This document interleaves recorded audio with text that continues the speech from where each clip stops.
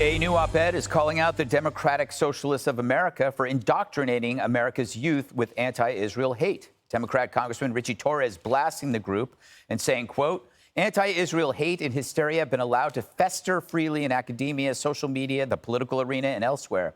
It has been propagated by AstroTurf activists and academics, amplified by their enablers in elected office, and subsidized by government and civil society. Hear. And here is a question for you, Harold.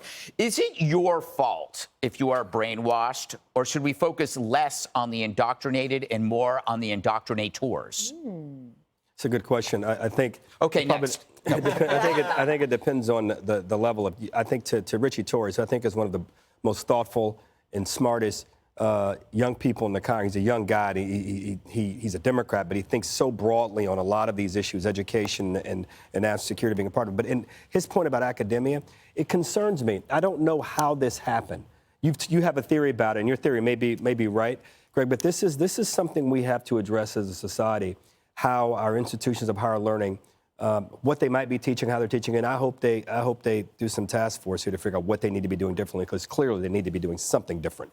You know, Dana, this issue in the Middle East has been 50, 60 years easily, and it's so amazing how positively certain, how absolutely certain college freshmen are about this issue, right? That they know exactly who the villain is, even though, you know, going back to Henry Kissinger, everybody was confused. Even longer, right? So it's 85 years, I think. I would put it that. And I am tired of listening to 19-year-olds. I don't need to be condescended to by them. But when you're an adult and a member of Congress and part of the squad, then yes, you deserve to be listened to and to be criticized.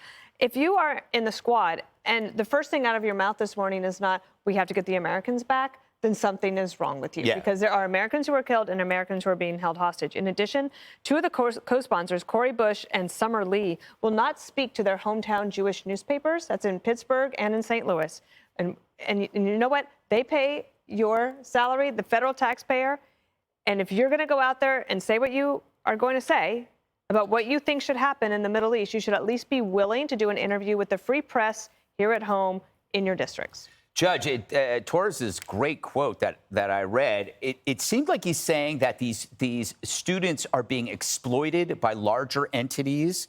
What do you think of that? When he was talking about astroturfing, it sounds like there's a larger organization behind this or something. Yeah, and I think, who was it that asked it? Was it Senator Hawley, right back in the beginning, about who's organizing all this stuff, who's behind, who's paying people? But, you know, here's the issue. You know, in the 60s, everybody, you know, on the left was for peace. Everything should be peaceful, with peace and love. Now there's a 180. Now they're like, you know, okay, if they're killing babies, well, maybe you asked for it.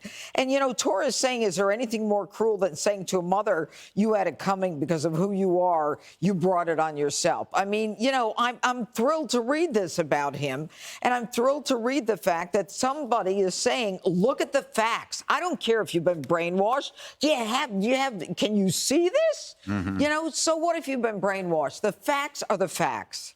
You know, Jesse, Torres also posted on X that there was an intifada rave that would be celebrating the atrocities in New York this week.